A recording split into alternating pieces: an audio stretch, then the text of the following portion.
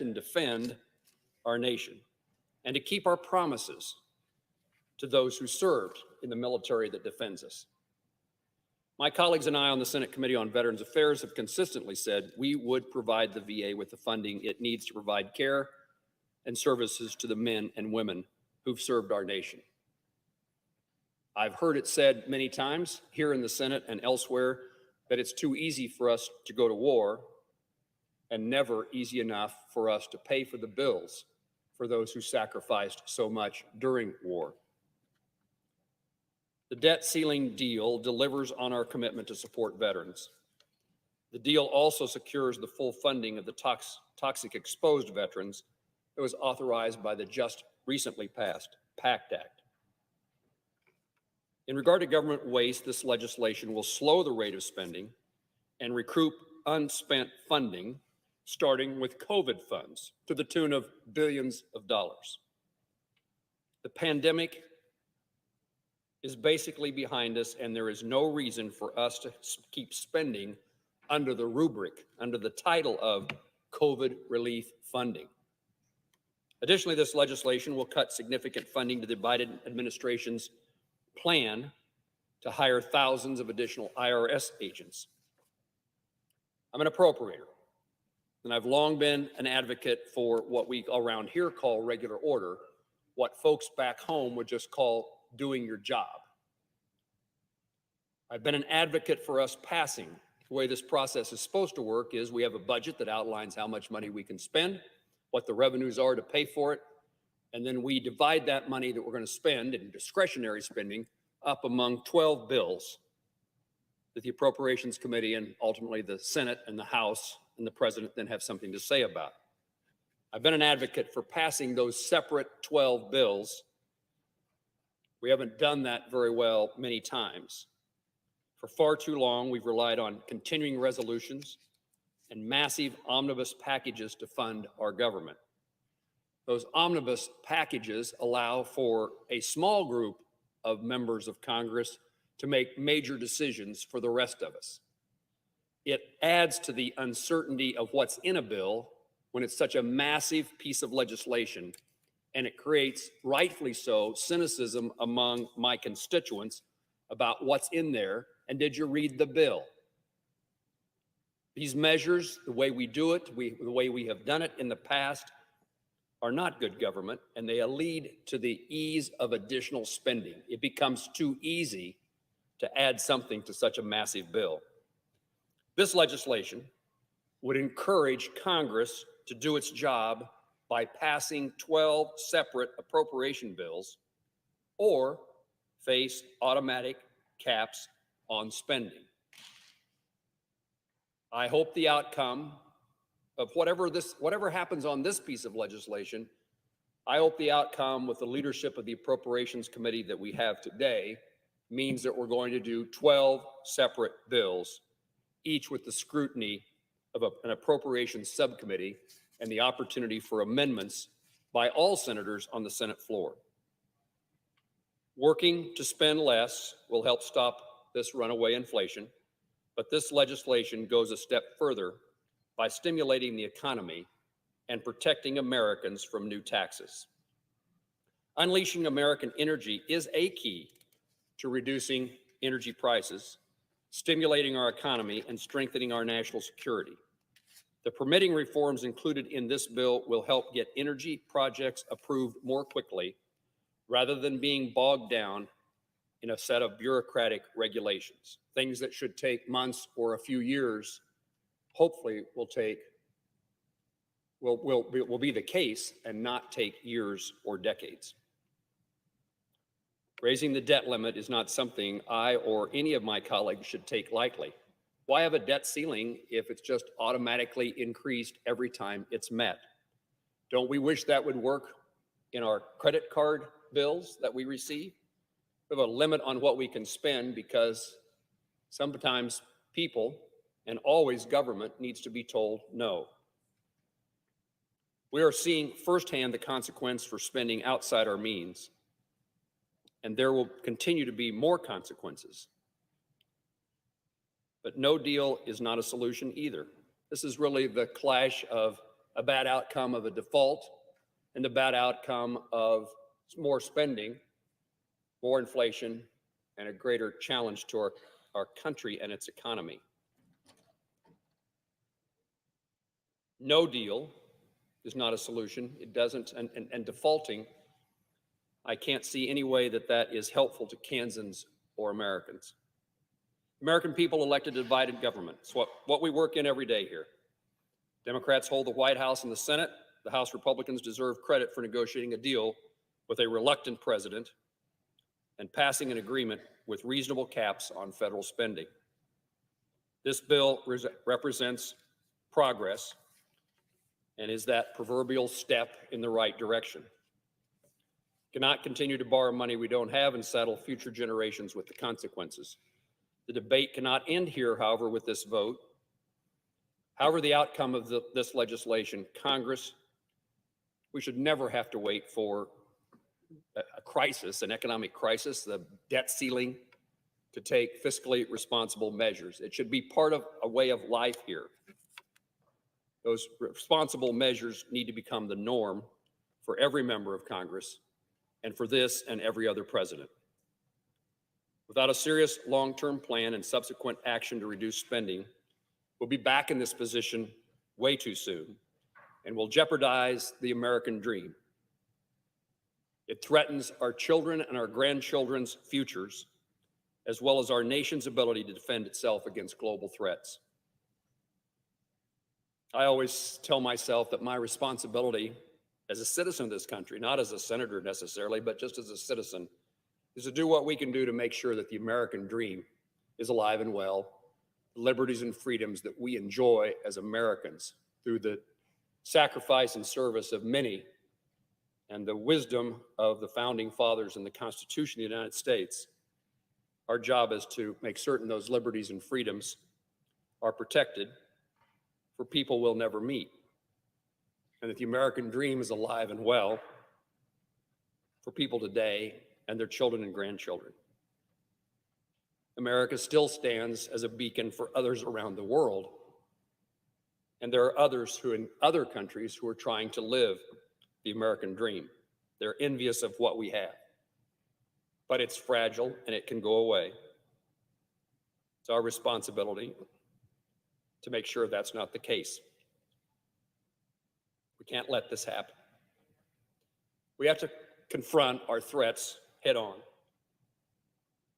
And yeah, it's easy to take a side and defend that side and advocate for that side. It's what we do here. There are times in which it's necessary for us, for the well-being, not of us as individuals or us as elected officials, but for the well-being of the country, to find a way, a path forward. And in today's environment, in today's world, it requires bipartisan cooperation and bipartisan agreement as a blueprint to develop a more fiscally responsible legislative agenda. We'll debate this bill. We'll potentially and perhaps hopefully amend this bill, but our work is cut out for us. The American people deserve us to make the decisions that protect us from our adversaries, keep the American dream alive, and make certain that our children and grandchildren and those we've never met have a brighter future. The issue before us is one of those that has a consequence in all those arenas. I'll work with my colleagues today as we move forward on this legislation to make sure that the outcome is something that advances a cause that's important to me and to the people I represent. Mr. President, I yield the floor.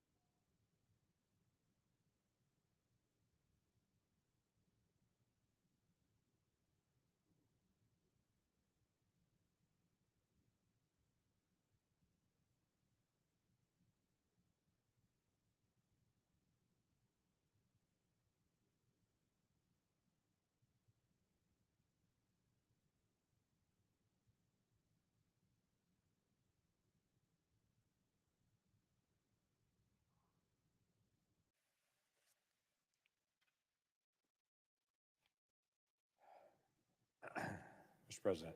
Senator from Oklahoma. Mr. President, years ago, talking like 15, maybe 18 years ago, I was speaking in a town in Oklahoma, and my daughter wanted to go with me, which was great. So we took off. I had reserved a hotel. And so we get there, we're going to just stay overnight, and I'm speaking somewhere the next morning. We arrive at the hotel late that evening, and when I get there and check in, I knew initially we're in trouble. You have that feel when you pull up to the hotel and you think, this may not work. Pull up, check in, but there's no one at the desk. And then it just gets harder as we get to our room. It's dark, lots of light bulbs that are out in the passageway. Get to our room to be able to check in, and actually, when I shut the door and the two of us come in, I shut the door behind us, and the crack underneath the door was so large, I could physically see the patio and the balcony, everything else outside. And it was so loud because it was right next to the highway. I thought, we're in trouble. This is just not going to work. So we ended up packing everything up and just going to search and find another place and thinking, well, there's no way we'll both be able to sleep. Now, why do I tell you that silly story? Well, when we were traveling and heading there, we anticipated one thing, and then we got there and went through the details, and it ended up being different. I have to tell you, this past weekend, when I read through the 99 pages of the debt ceiling bill, I would read through a section of it, and I would get to the end of that section and be surprised at the except for at the tail end of each section. It's not what I expected when I read through the document page after page. I have to tell you, we're a nation that leads the world. We're the world's largest economy. We're to be responsible in how we handle our budgeting in the process. We're to get it right because we're the United States of America. And I've been concerned for quite a while on the trajectory of our spending, and have challenged us as a nation to be able to change the trajectory of our spending, because we've got to start working back to balance. We can't get to balance in a year. It's going to take a long time to get there, but we've got to get started in this process. And my frustration has been is sometimes we seem to start and then we stop again, and then we start and then we stop again. For the several years that I've been here in the United States Congress, I voted for some debt ceiling increases because they changed the trajectory. And I voted against some because they were status quo or they didn't. I had higher expectations for this one. Now, initially when it came out, it was this is going to save $2 trillion. And then it slowly got downgraded to it's going to save $1.5 trillion. And then when we read the fine print and everyone's talking about how much it's going to save, I get to the fine print and find out actually it increases spending 3.3% next year. And the year after that, it increases spending 1% again. It actually doesn't decrease spending at all. It increases spending, both this year and next year. But then it has the promise of the next 8 years after that, that it will only grow 1% a year after that, every single year, except that's not an agreement this Congress can make. This Congress can only vote on things for this particular session of Congress. We can't commit the next Congress to actions of this Congress. Each Congress stands on its own, and everyone knows that. It sounds good to say it's going to save these trillions of dollars in the next 8 years, except each Congress will actually vote on a budget for the next 8 years, and there's no commitment from future Congresses by this one to do that. In fact, I've been here long enough to be able to see agreements be made for what a future Congress will do that didn't actually happen. And so the $1.5 trillion in savings is only a decrease of the increase of how much we were, quote unquote, planning to spend, but actually hadn't budgeted. Because as many people may know, there's not a budget set for the next year of what we were going to spend. So CBO just assumed we were going to increase at least by inflation, and any amount less than inflation is suddenly savings when there was no budget that was actually set. So my first big surprise was it actually doesn't reduce spending, it actually increases spending. The next big surprise comes when I start looking at how even some of the quote unquote savings are actually managed. There's a supplemental piece that's in this, or a piece that's set aside where it takes what they call rescissions. And I get in a bunch of gobbledygook that is tough for us to all be able to process. But there's about $22 billion that's taken out of items that were COVID spending that's not going to be spent and pulls it over into the Department of Commerce and leaves it there in the Department of Commerce amount and says, we'll decide later how to spend it. Now, I asked the obvious question, isn't it supposed to go to deficit reduction? And the answer came back, well, a few billion went to deficit reduction, but 22 billion actually went over into the Department of Commerce's budget and is being parked there, and they'll have other opportunities to be able to spend those dollars in the future. Well, that's not really a savings on the rescission. There's permitting reform in this, which I'm grateful for. Quite frankly, there's from areas because we can't get lithium and cobalt. We can't move solar and wind power because of permitting, just like we can't move natural gas and hydrogen in CO2 because of permitting issues. We've got to do major reforms in those areas to be able to make sure that we can actually produce more energy for the future of our country. So when I saw the permitting issues, then I thought, good, we need to get started on some of these permitting issues, except when I read through it, there seems to be a lot of exceptions to it. For instance, there's a 2-year commitment to say if you're doing the more strict environmental impact statement, you've got to get it done in 2 years. Well, unless the administration declares it complex, and then they've got a lot more time. In fact, an infinite amount of time. It limits you to 150 pages for an environmental impact statement, which is good. That actually brings the paperwork down, unless the administration declares it complex, and then it's a whole lot more. It limits the number of pages even, unless it's the appendix. If the administration declares actually these are to go in the appendix, then there is actually no cap, no limit for that. It also says that in this time period piece, that if you get to 2 years for the environmental impact statement, if they don't achieve that, I asked the logical question, if an administration, an agency doesn't get it done in 2 years, what happens? The answer is, well, you have to sue the federal government and that agency to make them do it. And then it has to go through the court system, which, as this body knows, will take 2 or 3 years. And then if the court finds in their favor, then the court can then declare that the agency has another 90 days to be able to get it resolved, unless it's considered complex. And then they have unlimited time. So the permitting piece, as I read through it, I thought, why are there all these exceptions that are out there that give it an out to every single portion of it? There's a section of the bill that talks about what's called administrative pay-go. That's a rule that's existed in some administrations before. Well, they will say, if you're going to add a cost to America through an administrative action, you've got to look somewhere else and decrease the cost. Because by the Constitution, only this Congress can actually increase spending. That's not something the administration has the constitutional authority to do. So that's a reasonable rule. So it puts in this administrative pay-go to say if spending is going to increase based on a regulation, it has to decrease somewhere else. That sounds great until I get to the very end of it, and it literally says, unless the director of the Office of Management and Budget considers the additional spending necessary. No restrictions. If it's considered necessary, then they have an unlimited amount that they can do. And even that restriction actually goes away on January the 1st, 20 days before President Biden's term ends. So it's not even all the way through the last 3 weeks that even that restriction goes away. And I can't figure out why suddenly it gives like 3 weeks of home base without a restriction like that. And why, if we're going to put a restriction in there, why it would end in 2 years anyway. If it's a good idea, it should be a good idea for every president, not just for this one. And why there would be suddenly an out clause in it. There's a 1% sequester that's across the board if appropriations are not done. Now, I have to tell you, I've worked with Senator Maggie Hassan on the other side of the aisle to resolve a way that we can end government shutdowns and to actually do appropriations. We should do all 12 appropriation bills. The senator who's the chairwoman of appropriations here on the floor right now, she and I have had this conversation. She's committed to doing all 12 appropriation bills. So am I. We need to bring regular order and actually go through the process. We don't all agree on everything here in the body.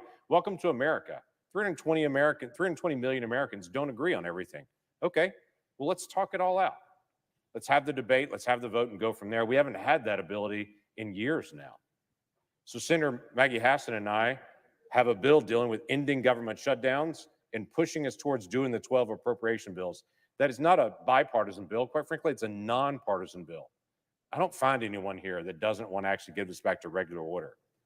So we're trying to find a logical way to be able to do it. But the way this bill sets up the sequestration to push us towards those 12 appropriation bills says that if appropriation bills are not done by April the 1st of next year, there's a 1% across the board cut that will happen in the current year's spending in the last 5 months of the year. That's a pretty big spending, except it really only hits defense, because the way it's set up is non-defense will actually go up and defense will actually be cut by 1% from last year's amount.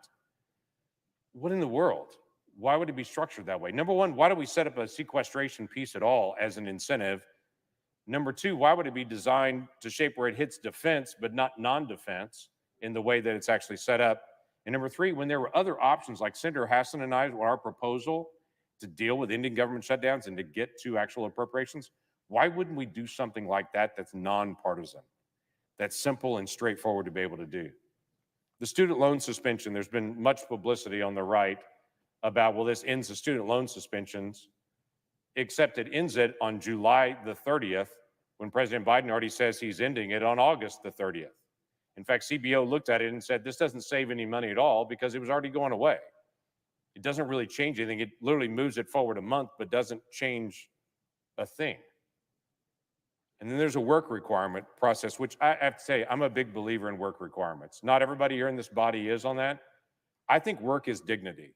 I think work encourages families and it brings dignity to a family and an individual, unlike anything else that a family can bring. I think it's great for kids to grow up in a community where the adults around them work and they set that example and they build on that. There's just a unique dignity in work. Quite frankly, some of that just comes from what I've seen and some of that comes from my faith. Because when I look at even scripture, there was work in the garden before the fall. Work is not a consequence of the fall. Work is a gift from God, that it gives us purpose and meaning and helps us set the next example. So anything we can do as a culture to encourage a culture of work, I think is beneficial to people and families. Now, I understand full well that those that are disabled, those that have kids, there are situations where that can't be done. Completely respect that. But in this particular bill, the incentives for work requirements has a little caveat stuck in the back of it that says all of this applies to these states and they can't take all these waivers where they pull away work requirements. They can't do those things unless Secretary Becerra, the Secretary of HHS, declares that that state's doing good work to try anyway. No restrictions on it.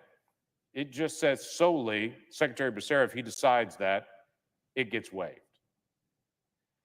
So as I look at the bill, I see a lot of good intentions in the bill, but I see a whole lot of exceptions. And I see a whole lot of ability for the administration to waive that, that undercuts the purpose of the bill. Quite frankly, as a Congress, I wish that we could sit down across the aisle and we could have dialogue to say, what is Congress's responsibility? What are the policies that are wise policies? And not hand authority to the White House, Republican or Democrat, and to say, what's just good policy that we need to put in place and do those things. One day we'll get back to that, but that day wasn't today. And that's frustrating for me. So I'm going to oppose this bill today. But I want us to be able to keep working because we still got work to do. Mr. President, is one side note as well. I know Congress is focused on this today, rightfully so. The American people expect us to get this resolved. But can I just tell you a little bit of a heartbeat issue for me? It's June the 1st. And that may not mean a lot of things to a lot of people, but for those of us from Oklahoma, today is the 102nd anniversary of the worst race massacre in American history. It happened in Tulsa, Oklahoma, May the 31st, overnight to June the 1st. 102 years ago today, Greenwood was a smoking heap of rubble after an all-night violence and massacre on hundreds of Black Americans in North Tulsa. It's a stain on our nation. It's a stain on our state. And 102 years later, I hope we still pause and remember as a state, and we continue to learn the lessons and continue to be able to work towards being a more perfect union. Today, the Greenwood Rising Museum is open. Folks are coming in and out, talking about what happened 102 years ago. Folks at the John Hope Franklin Center for Reconciliation are engaging in conversation.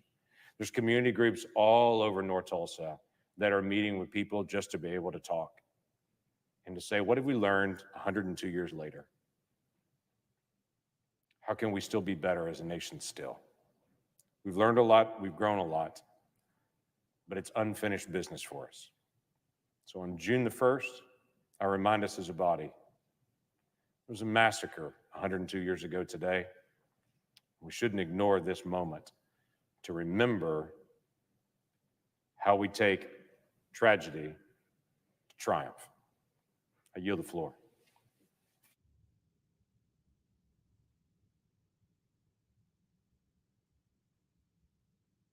The senior senator from Washington.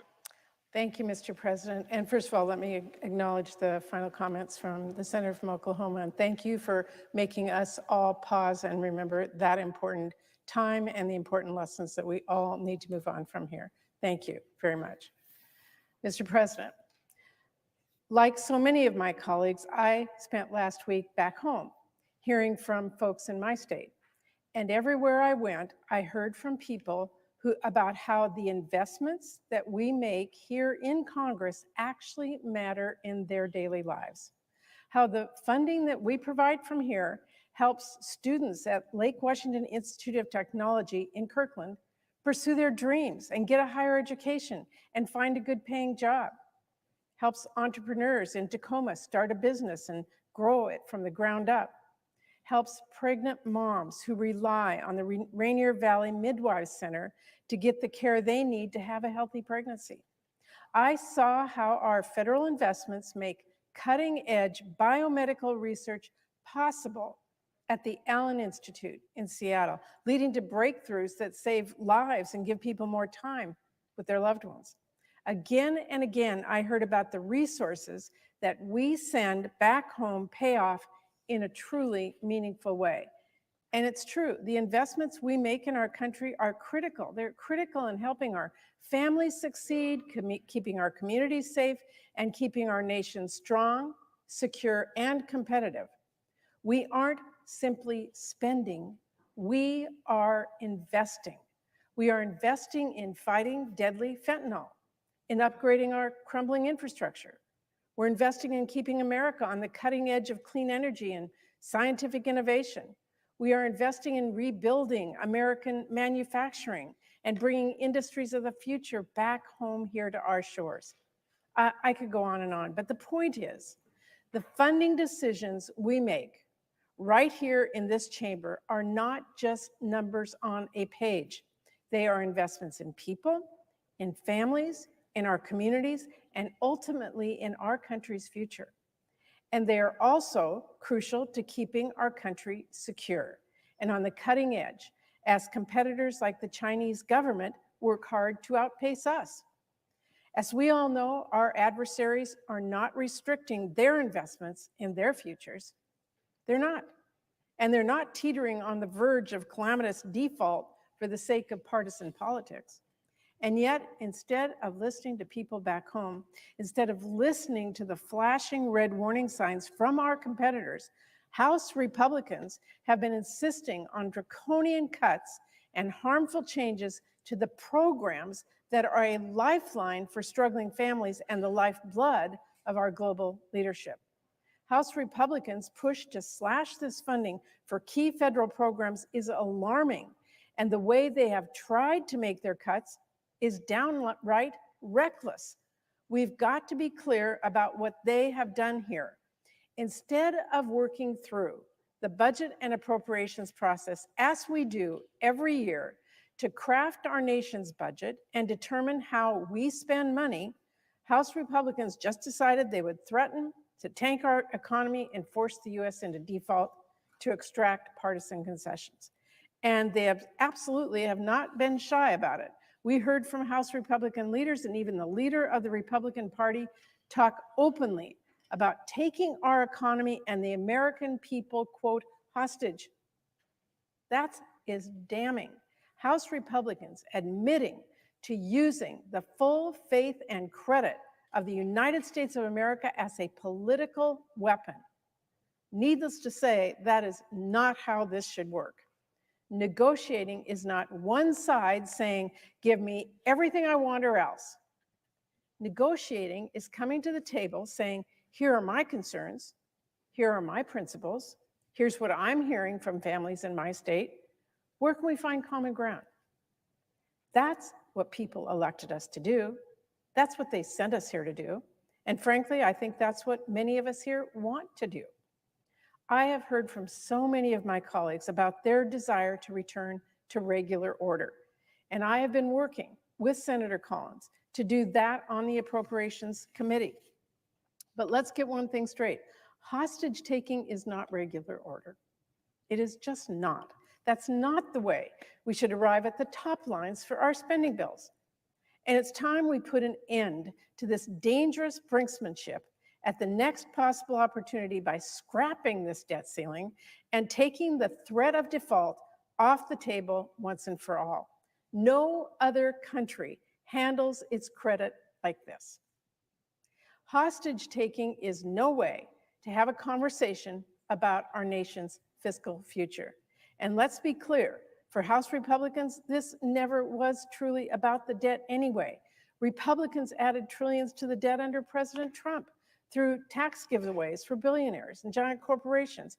But they refused to even talk about asking billionaires to pay at least as much in taxes as a firefighter or a nurse. They won't talk about closing giant loopholes for big oil or big pharma. They definitely won't talk about capping tax giveaways to the wealthy. Instead, House Republicans want to give handouts to the rich and massive corporations. They want to make life harder for struggling families by cutting the programs that they rely on, and make competing globally harder for our nation by capping our ability to invest in our future. They agreed to raise the debt ceiling 3 times under President Trump without batting an eye. But their tune changed when a Democrat was in the White House. President Biden and congressional Democrats have been clear from the outset: default is not an option and should never have been a threat, because it would be catastrophic to our nation's economy, to the financial security of our families, and to the stability of the global economy. So I applaud President Biden for his laser focus on taking default off the table. And while I know the president has pushed hard to hold the line on recent progress and protect vulnerable people who need support and reject the House Republicans' most extreme demands, we have to be clear-eyed and honest about how this bill fails to meet our current moment, especially how it will limit our ability now to make the investments we need to strengthen our economy and invest in America's future. I will vote for this legislation because default is not an option. But I do so with deep concern and with a determination to prevent us from ever being in this situation again and lessen the damage of these cuts at every possible opportunity. And that can include working with the administration and my colleagues to consider a supplemental. But that conversation has to consider more than just defense in Ukraine, because there are other really important priorities like border security, disaster relief, and other non-defense items that we should not let be shortchanged.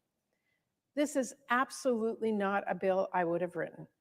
And the fact that the choice here is between a bill that cuts resources for American families or trashing the nation's credit and causing a global economic meltdown is an indictment of House Republicans who decided taking our nation's credit hostage was an acceptable thing to do.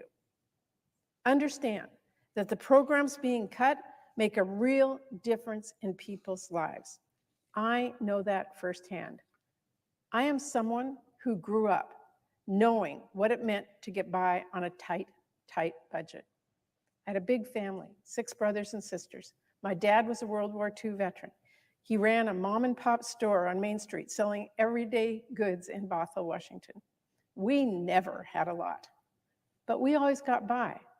And a lot of times that was because our government had our backs. When my dad got sick and was diagnosed with multiple sclerosis, my mom had to figure out how to support 7 kids and find a job that would make that possible. A federal workforce training program helped her get a job as a bookkeeper to keep my family afloat. Me and my siblings, all 7 of us, got through college thanks to federal assistance because our government invested in Pell Grants and other programs. My family and I had to rely on food stamps for a brief time. We didn't go hungry because of federal investments in nutrition. So I'll say it again. The funding decisions we make right here in this chamber are not just numbers on a page. The policy we write and sign into law has a direct consequence on people's lives, and every member of Congress needs to recognize that. So rest assured, I remain very focused on keeping our appropriations process moving forward here in the Senate, marking up our spending bills in a timely, bipartisan way. And I want to make it clear right here on the Senate floor that I will be doing absolutely everything I can to protect the investments that help those families get by and ensure that this great country lives up to its promise, from childcare to housing to life-saving research and more. As chair of the Senate Appropriations Committee, I will be a voice for working families in my home state and all across the country. Thank you, Mr. President. I yield the floor. The senator from Indiana. Thank you, Mr. President. Been here about 4.5 years and come from that world where you can never do what we do here. When you run a business, you're competing, you're earning your revenues. They're not given to you like in government. Here, we just have to be smart enough not to spend more than we take in. Sadly, when you look, all the data is there historically. We haven't balanced a budget since the late 90s. Over 50 years, there's some things that are just criteria you need to take into consideration and maybe view it as a given. Our system, which is built on enterprise, sound regulation, not overbearing, taxes that you can pay without being a wet blanket on the economy, over 50 years, other than 2 or 3 years happened to coincide in the Clinton years when we balanced the budget, we've never generated more than 18% of our GDP in revenue through the federal government. It's this simple. When you have high rates, you flush more into the Treasury the first couple years. You go from whatever the economic growth rate was to something 0.5 to 1.5% lower. When you cut taxes, and it was getting close, it wasn't quite there, pre-COVID, the Trump tax cuts, you're going to deplete revenues the first couple years, but then you benefit from an economy that's growing more robustly. We know all of that. The missing link here is anywhere else, you've got the rigor of the marketplace. When you're running something, it's not merciful. If you behave there like we do here, you're on the ash heap of enterprises that just don't survive in the long run. Nowhere else can you borrow now up to 30 cents on every dollar that you spend and expect that to be a good long-term business plan. I'm one, in the time I've been here, gotten along with a lot of Democrats on passing legislation that's practical. We can still do it. But when it comes to the big agenda items in terms of how much you spend, are you going to have the fortitude to do a real budget We haven't done that. Whenever we've had moments of discipline with budget caps, sequestrations, they seem to unravel soon after we put them in place. Again, look at the numbers. We, from the time we were founded to the year 2000, had very little debt. Most of that came after World War II. The greatest generation was the deepest in debt we had ever been historically as a country. They were savers. They were investors. They were hard workers. They paid it off and built the interstate highway system, the most capital intensive thing we've ever done as a country. When you morph into being consumers and spenders, that's what Greece did. That's what Italy did. That's what Spain did. That's what Portugal was doing until they had to get back on the wagon. Otherwise, the second largest economy in the world was going to be in trouble. They put basic discipline into their system. They spend more through the federal government there than we do, but they pay for it generally. They're not borrowing it from future generations. We've got to find a way, as Democrats and Republicans, to take the priorities that are important to this country. And I haven't mentioned so far the real drivers of our structural deficits. That's Social Security, that is Medicare, that is Medicaid, all programs that we want to be there, but we want them to be solvent. Until we get the backbone, the political discipline, we're going to keep skirting the rigor that it takes to make this thing work long term. And you can expect more of the same. What you're seeing here today is no different. It's just punctuated with a little more drama than normal. We know we've got debt ceilings. We didn't have that, we'd probably even plow further into debt. But the numbers always win in the long run. We were running trillion-dollar deficits, both sides of the aisle generating them from the Bush years. We had COVID come along. We politically enterprised, I think, through 2 years, not recognizing what the real capability of our economy would be, and we're in a pickle. I'm going to do a little math quiz here. I did it with a bunch of reporters 3 months ago. I said, what is 1% of 30 trillion? Mr. President, would you venture to make a guess on that? So 1% of 30 trillion is 300 billion. After 30 seconds of silence, one reporter offered 300 million. I said, you're off by a power of 1,000. That's how abstract these numbers become. But they become real over time when you take interest rates that have gone up 4 to 5%. Now that you know what 1% of 30 trillion is, try 5%.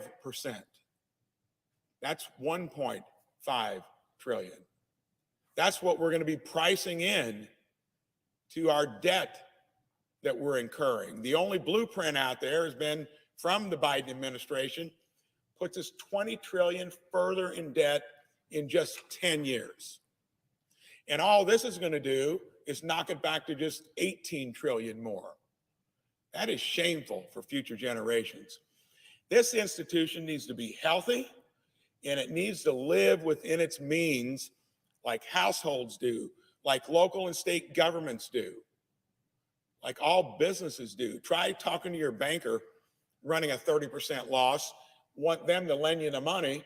They would laugh you out of the office before you got into the details of really what you need. It's a bad business plan. I could go on about that, but it's been happening for now over 2 decades, both sides of the aisle. The deal is generally made by some on our side of the aisle that hold defense sacrosanct, don't want to budge at all. The other side views domestic spending more importantly.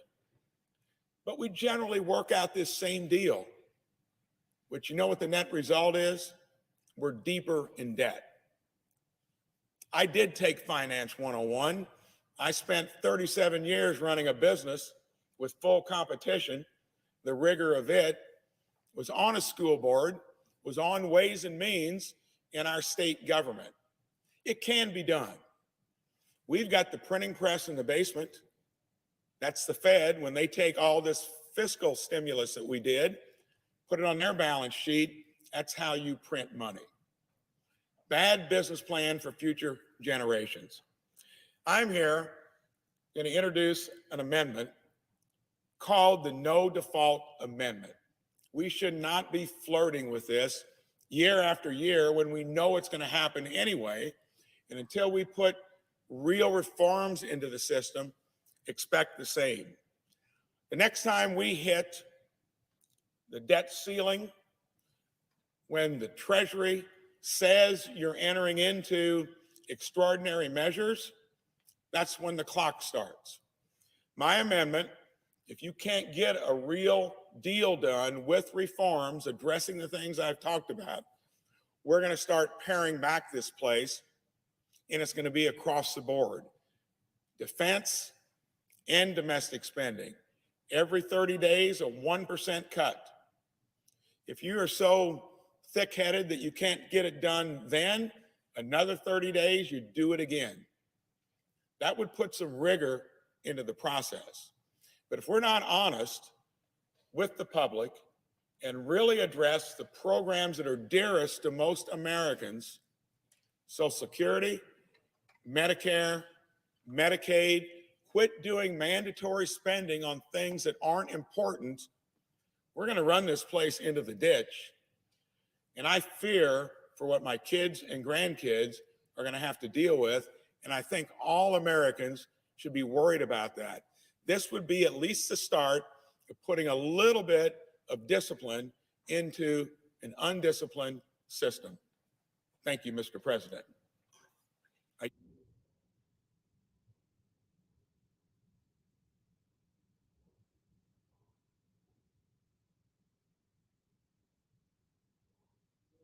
The senator from Kentucky. I ask unanimous consent that the following interns from my office be granted floor privileges until June 30th, 2023. Maddie Jackson, Joseph Thoburn, Madalena Wassinger, Brett Logston, and Mary Kate Barbie. Without objection.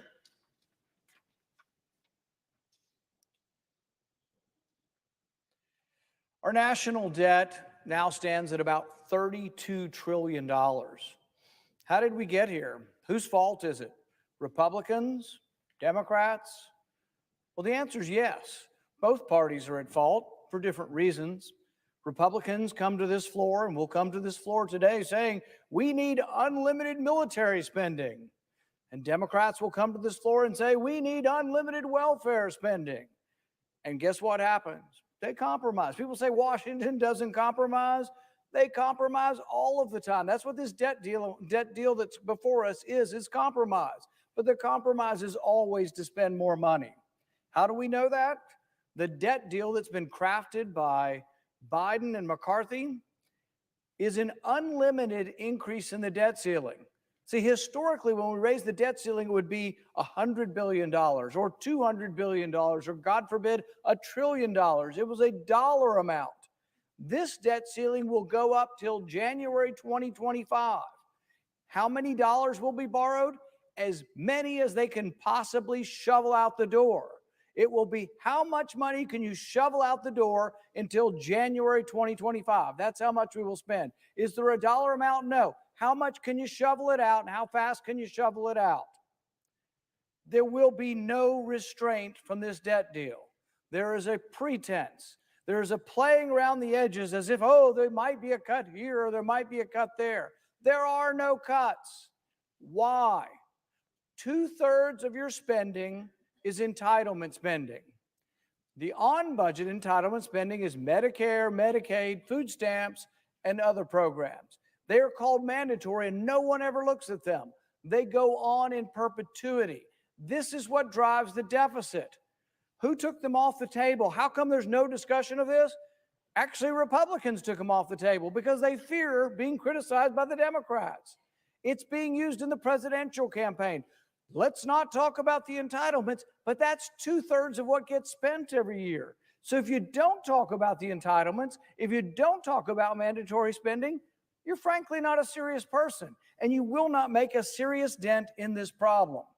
So we've taken off the table all mandatory spending, no discussion of it. Does this mean they're in good shape, that Medicare and Social Security and all these programs are in good shape? Heck no, they're not in good shape. They're all running out of money. They're headed towards bankruptcy. Is anybody brave enough to reform them? No, not a damn thing's going to be done for any of them. But when you take them off the table, take all the entitlement spending off the table and do nothing about it, now we're down to 1/3 of the budget. So now you're going to try to do budgetary reform while excluding 2/3 of the spending on 1/3. But it's worse than that. The 1/3 they call discretionary spending. It's about $1.6 trillion. Half of that's military. So they took that off the table. So mandatory spending, entitlements, is going up 5% under this deal, because that's what it's been doing for years and years. It's going up at 5%. The military is going up at 3%. So what are we left for? What are we left looking at? We're looking at 1/6 of the budget, somewhere between 15 and 20%, a small sliver of the budget. It's called non-military discretionary, and they think we're going to do some kind of fiscal reform on that small sliver of government. Well, guess what? You can't do it. You can eliminate all of the non-military discretionary money. Leave the mandatory in place, leave the military in place, increase them, eliminate all of this other chunk of money, and you still never balance a budget. See, there was a time when there was a conservative movement, and the conservative movement had a voice in Washington. There's still some voice, but not much. But there was a time when people on the conservative side of this said, well, in order to be a thoughtful, rational, realistic, strong response to the budget deficit, you would have to balance your budget in 5 years. In fact, we voted on a constitutional amendment in this body, and every Republican voted for it. But it said you had to balance 5 years. Why 5 years? Well, because most of the plans that lasted longer than that, most of the plans that balanced in like years 9 and 10, were basically somebody fudging the numbers and hoping something good would happen in year 9 or 10. But the only years they actually had any power over, the first year or two, there weren't very many cuts. And they always had unrealistic expectations in year 10. So what have I done? I've said, let's look at balancing this in 5 years. What would it take? So about 5 or 6 years ago, I began introducing something called the penny plan. And what would it do? It would cut 1 penny out of every dollar. It actually would balance. Actually, the first year I did it, I didn't even cut 1%. I froze spending for 5 years, and the budget would have balanced.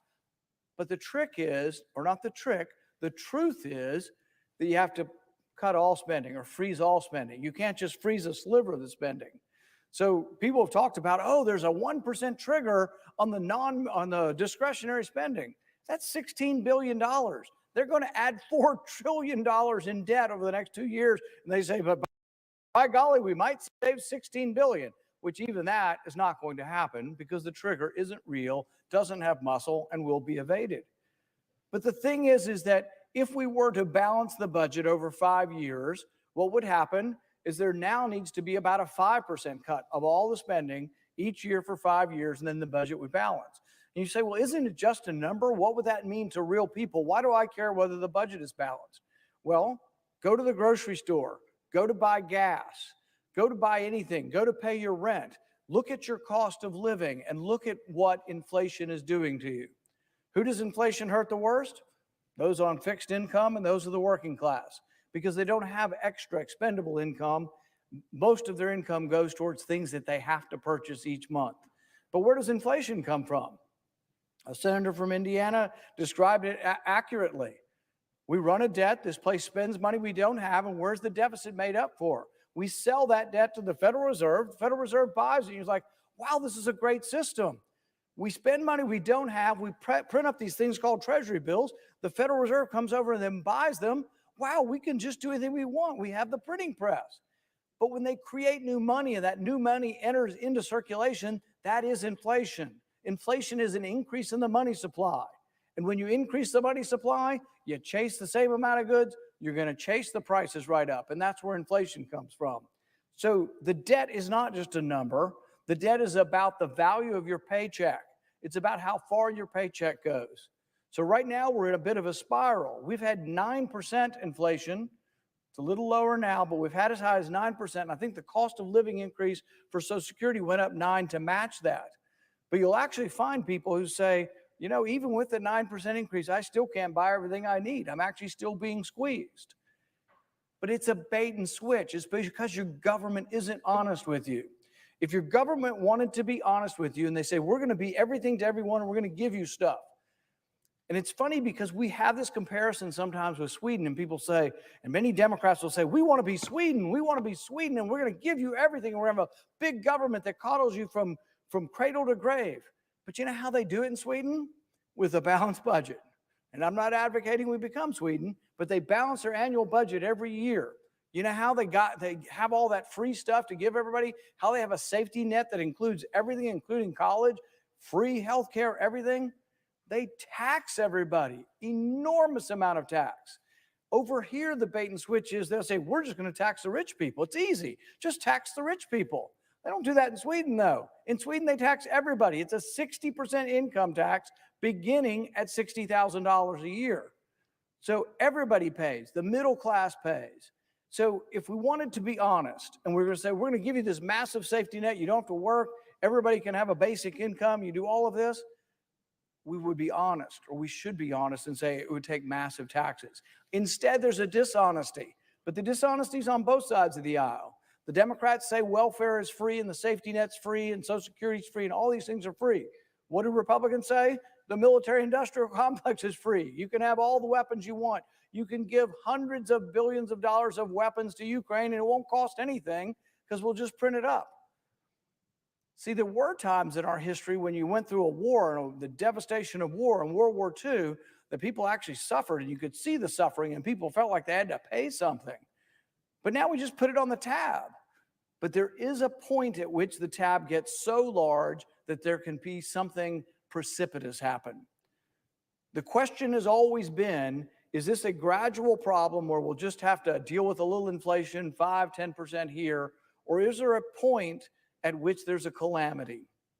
If you look at the stock market for the last 100 years, some people will point to like 7 different days in which like 80, 90% of the downturn occurred in 7 days in the last century. Is there a possibility of calamity when we're so destructive to our dollar, when we're so destructive to good sense? I think the American people want more from us. Recent polls have said 60% of Americans say don't raise the debt ceiling without significant reform. 43 Republicans, 44 of us actually said we want significant reforms before we raise the debt ceiling. But then the devil's in the details. The devil's in concluding what is significant and what is not significant. So what will end up happening, my prediction here is almost every Democrat will vote to raise the debt ceiling, and about half of the Republicans will vote. It'll be a 75-25 vote, and in the end, the debt ceiling will go up. People say, well, that's good. We didn't have a calamity. The stock market didn't crash because we didn't pay our debt. But you might want to ask yourself, is this really a contrived controversy? Is there really a reason in which we would ever default? Is there a reason why we wouldn't make our interest payment? We bring in $5 trillion and our interest payment's $500 billion. So that would be like you make $100,000 and your mortgage payment's $10,000. If you made $100,000 a year and your mortgage payment was at $10,000, is there any chance you would ever default? Is there any reason you wouldn't cut your other expenditures to prioritize your interest so you don't get kicked out of your house? That's what every American family would do, but we don't do it up here. So we threaten default. We scare the markets and say, oh, no, we'll default if the debt ceiling doesn't come up. No, we would default only if we refuse to cut spending. So we spend $1 trillion more than comes in every year. That's the problem. If we simply said, we're going to pay the $500 billion, 10% of our revenue for next year, we're going to pay the interest no matter what. And guess what? We'll tell the marketplace we're never going to default. We are never going to default. We will always do that. That would be great. The market would go gangbusters and say, we no longer have to worry about those knuckleheads. They've finally decided they're going to pay their interest and they always will. Then what would happen? Well, we wouldn't have enough money for everything. So then we should look at where we could save money. The problem has always been this. Republicans point at Democrats and say, we don't like your programs, let's cut your programs.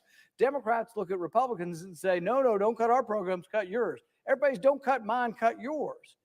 That's why I've taken the approach and continue to take the approach, we should cut everything across the board. In the past, there were always like conservatives who say, let's get rid of public television. Let's get rid of Sesame Street and Big Bird. And they'd get so much grief over it. It's like, why do that?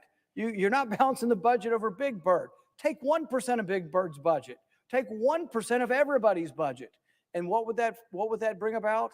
It would bring about more conservation of the dollar. It would bring about more restraint and more reform. I'll end with this.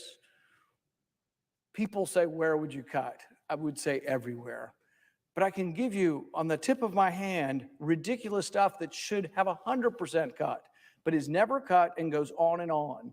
In the early 1970s, William Proxmire, a conservative Democrat, pointed out that the National Science Foundation was spending $50,000 to study what makes people fall in love. Now, that's a better, I think, topic for Cosmopolitan magazine than it is for a government study. Nowadays, it's gone up. We spent $1 million having young people take selfies of themselves while smiling, and then looking at it later in the day to see if looking at pictures of yourself smiling makes you a happier person. That cost you $1 million. We spent $1.5 million studying the mating call of the Panamanian frog to see if the mating call of the country frogs was different than the city frogs. We spent nearly $1 million studying the Japanese quail to see if they're more sexually promiscuous when they're on cocaine. I think we could have just polled the audience on that one. This is the kind of ridiculous stuff, but does it get better? I complain about this every year and all the time, and everybody shakes their head and says, no way, why are we doing that? The National Science Foundation, we increased their budget 50% last year. People said, oh, we have to compete with China, so let's give the National Science Foundation more money. We've almost increased their budget by 50%. The people are studying why you go on dates, why you're happy, why the male frogs, what their mating call is. This is the craziness, but it never gets better because we always spend more money. So my amendment would do this. My amendment would reduce the spending in real terms. We'd actually spend less money next year than last year. It'd be a 5% reduction in money, and you'd spend less each year, and over 5 years, you'd balance your budget, and then we'd be on course to balance. People say, why not? Who can do this? Half of Europe does it. Sweden balances their budget. Germany balances their budget.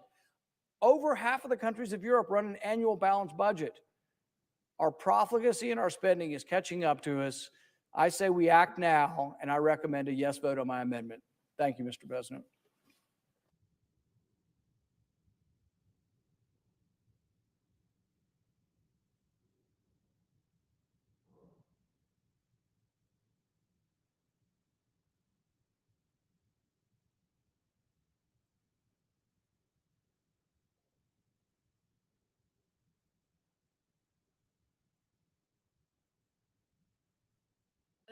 The senator from West Virginia. Thank you, Mr. President. Appreciate that. I rise today to discuss the importance of both the permitting sections and the provision to expedite the completion of the Mountain Valley Pipeline that are included in the Fiscal Responsibility Act. I want to commend Speaker McCarthy and House Republicans for negotiating a legislation that makes responsible reductions in government spending while avoiding a government default.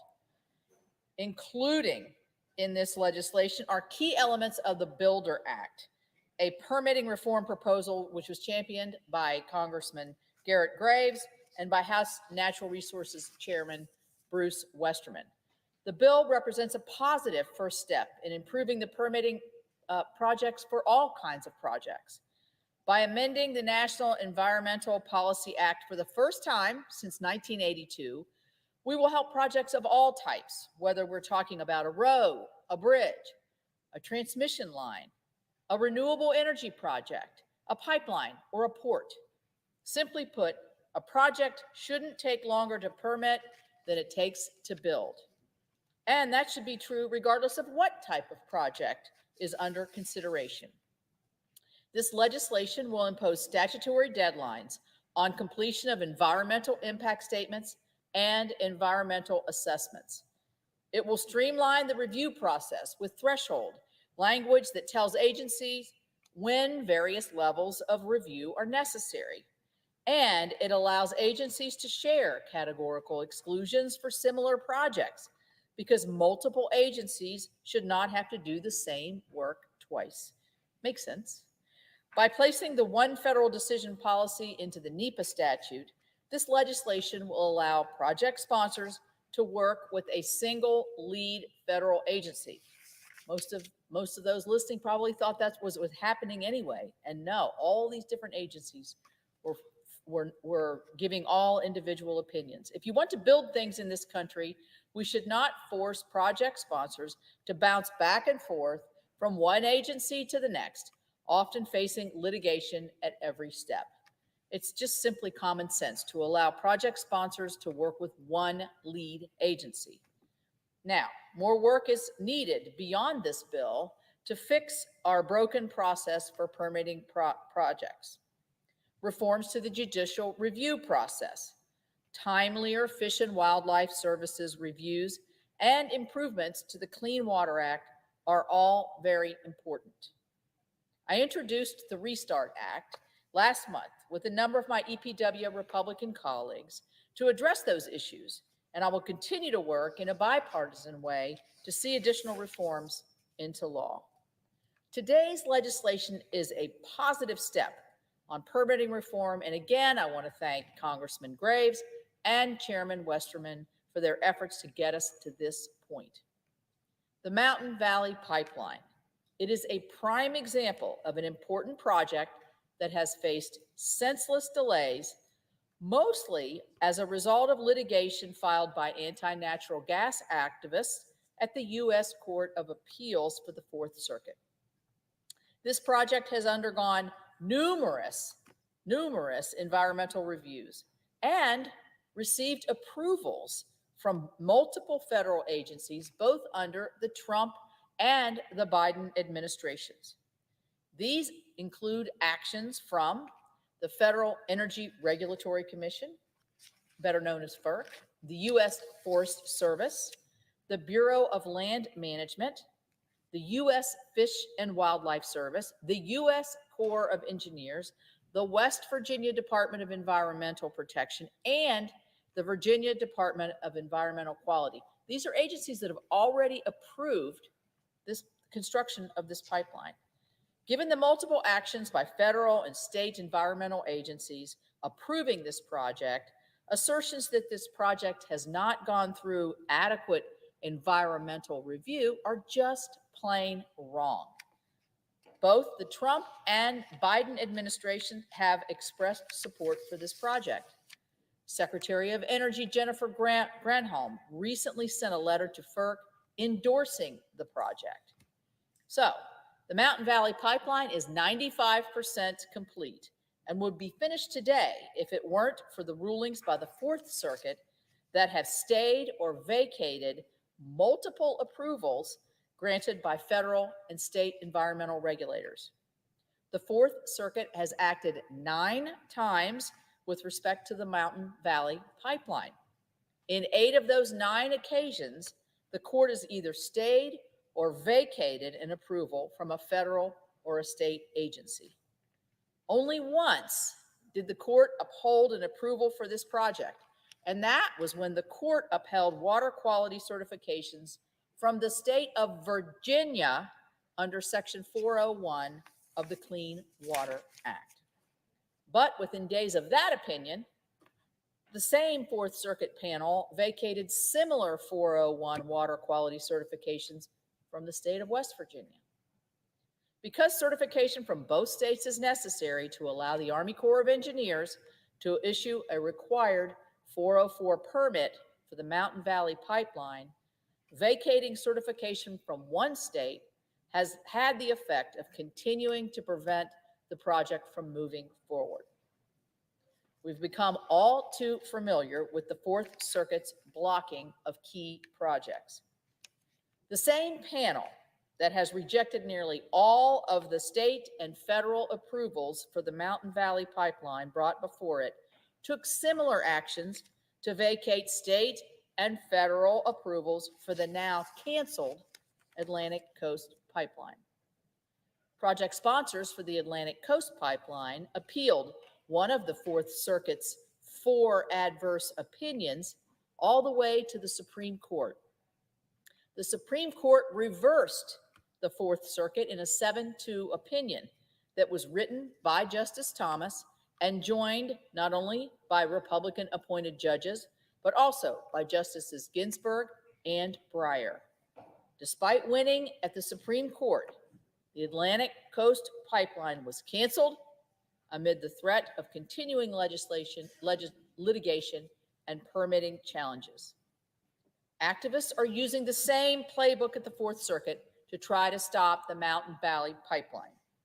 This is a pipeline that will result in $40 million in tax revenue and $150 million in royalty payments in West Virginia annually once it is completed. The project will open markets to West Virginia's natural gas, providing good-paying jobs not just in my state, but enhancing our nation's energy security and our own national security. Given the project's benefits and given approvals from state and federal regulators across multiple administrations from both parties, I do not believe that a handful of judges should have the final say. This legislation will ratify approvals issued under the Biden administration from the U.S. Forest Service, the Bureau of Land Management, and the Fish and Wildlife Service, along with approval from the Federal Energy Regulatory Commission. These documents will be insulated from judicial review to prevent further delays. Additionally, the bill requires the Army Corps of Engineers to issue necessary project permits, including that 404 permit I talked about earlier, within 21 days. Both Virginia and West Virginia environmental regulators have issued necessary certifications for this permit, but the Fourth Circuit has delayed further permitting action by vacating West Virginia's certification. This legislation makes it crystal clear that Congress expects the Mountain Valley Pipeline to be completed, consistent with the previously approved environmental documents. I've consistently fought for common sense reforms so that we can actually ensure that we can build here in America, including key projects such as the Mountain Valley Pipeline.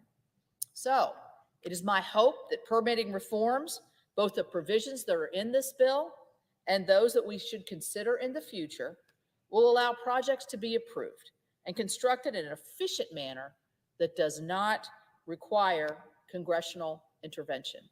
It also should be pointed out and emphasized, this does not mean that any environmental regulation that is put forward is ever shortchanged or overlooked. That's not the point here. So, on occasions when the process fails projects of significant regional and national interest, we have the authority and the responsibility as elected representatives to step in and ensure a project is allowed to proceed. With that, Mr. President, I thank you and I yield the floor.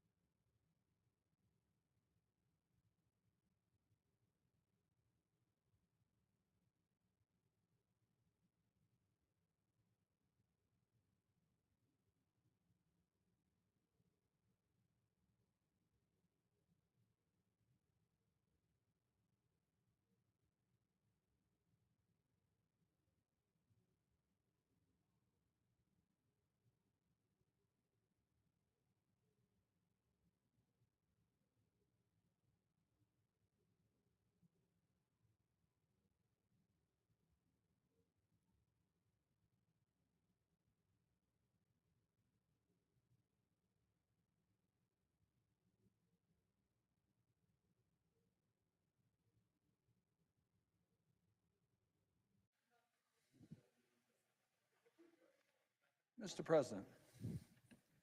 Yeah, the senator from Maryland. Thank you, Mr. President. I rise to express my disappointment in the recent United States Supreme Court decision to curtail the Clean Water Act, the principal law governing pollution control and water qualities of our nation's waterways. The narrow interpretation now supported by the highest court will remove Clean Water Act protection for the majority of wetlands in the United States. Let me just repeat that. Wetlands, we all know how important that is to water quality in America. We know that wetlands act as the sponge for runoff. It traps pollution that otherwise would end up in our waterways and is critically important to our habitat. This narrow interpretation will remove protection for a majority of wetlands in the United States. At a time of rightly intense attention to avoiding the default crisis, this attack on clean water protection must not escape notice. This past weekend, we honored the sacrifices of our military service members. Often these celebrations of the lives and legacies of our fallen soldiers and their loved ones take place outside in community green spaces. Our parks need clean water. The Sackett versus EPA decision is detrimental to national parks, where 2/3 of the park waters are already impaired, with much of this pollution linked to out-of-park upstream activities. Under the Sackett decision issued on May 25th of this year, a slim majority of the court, led by Justice Alito, incorrectly concluded that the Clean Water Act extends only to wetlands that have a continuous surface connection with waters of the United States. This result does not mean the court unanimously endorsed this new test. In fact, this decision was, to put it mildly, complicated. Justice Thomas filed a concurring opinion in which Justice Gorsuch joined. Justice Kagan filed an opinion concurring in the judgment in which Justices Sotomayor and Jackson joined. Justice Kavanaugh filed an opinion concurring in the judgment in which Justices Sotomayor, Kagan, and Jackson joined.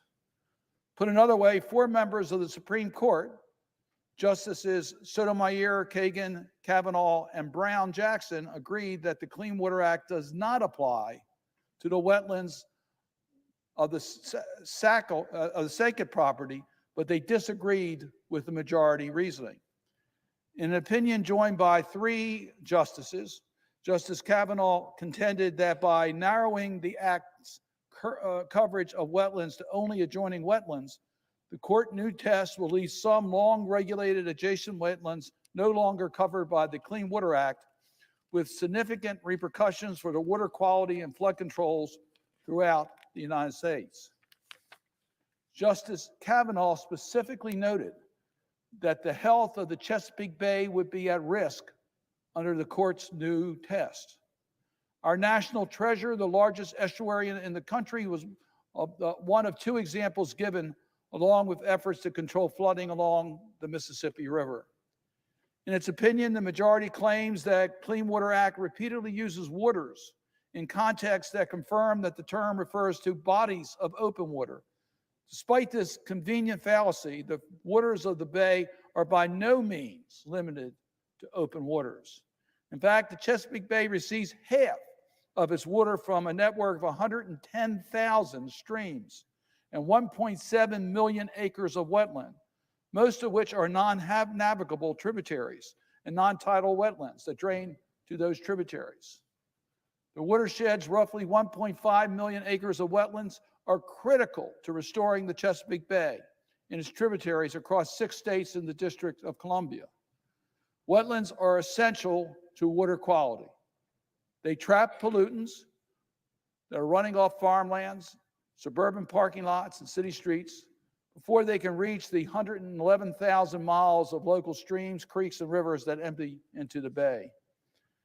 Entering the Atlantic hurricane season, it's worth noting that wetlands also protect coastal and flood-prone communities by absorbing storm surges and floodwaters like sponges. Wetlands also mitigate slow onset climate change effects like sea level rise and sunny day flooding that threatens lives, businesses, and properties in waterfront cities like Annapolis. Maryland, Pennsylvania, Virginia have state regulations that could offer backstop coverage for wetlands that are adjacent to but not adjoining the bay and its covered tributaries. EPA can no longer protect. But we should not be abrogating this shared responsibility just to our states. Nationwide, more than 111 million acres of wetlands and the ecosystem services they provide are estimated to face the essential threat from the loss of federal protection. Justice Kagan also wrote a brief opinion on her own, joined by Justices Sotomayor and Jackson, in which she criticized what she characterized as the court's appointment of itself as the national decision maker on environmental policy. In her view, which I share, Congress deliberately drafted the Clean Water Act with a broad reach to address a problem of crisis proportion. Although the majority disagrees with that decision, she wrote, it cannot rewrite Congress's plain instructions because they go further than the court would like. But this is precisely what the majority did here, she concluded, just as it did last year when it curtailed the EPA's authority to regulate greenhouse gas emissions from power plants. Second is the latest in an alarming series of rulings to undercut the agency's mission to protect human health and the environment. This one happens to hit especially close to the statutory home of the Chesapeake Bay Program Partnership.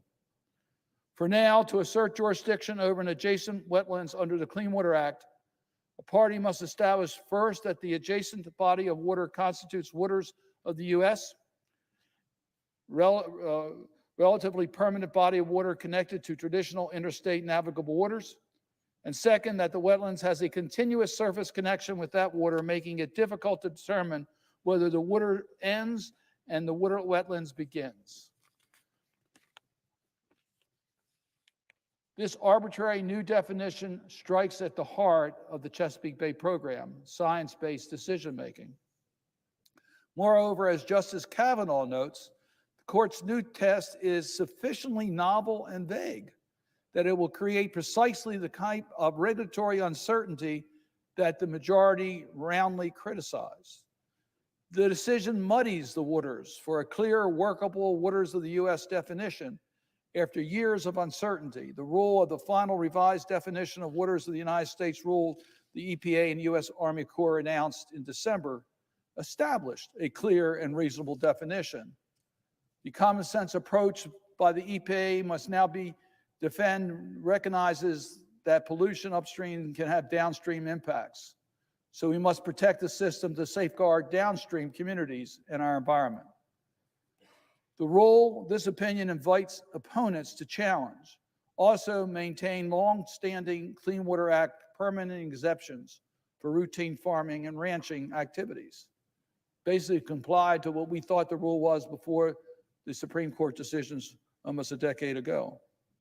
In addition to the indirect costs of regulatory uncertainty, the loss of clean water protections will have significant economic consequences for outdoor recreation, which supports $788 billion in consumer spending and more than 5 million jobs in the United States annually. Wetlands do not just provide habitat for wildlife and trout and fisheries that enhance outdoor recreational opportunities. They also clean water for farmers that drive our economy through the production of food. In order to protect our resources in our new reality, we must enforce the federal authorities left that protect clean water, support states strengthening their own laws and regulations, and take action to restore protections. In addition, clean water infrastructure grants programs such as the Clean Water State Revolving Fund and the non-regulatory coastal habitat restoration programs like the Coastal Program offer resources to support states, tribes, and NGOs restoring wetlands in their own best interests. Water pollution has never respected political boundaries. Our constituents all rely on clean water for drinking, swimming, fishing, irrigation, and more. I urge my colleagues to consider the seriousness of this setback and let us work together to mitigate the damage of this decision. With that, Mr. President, I would suggest the absence of a quorum. The clerk will now call the roll. Ms. Baldwin.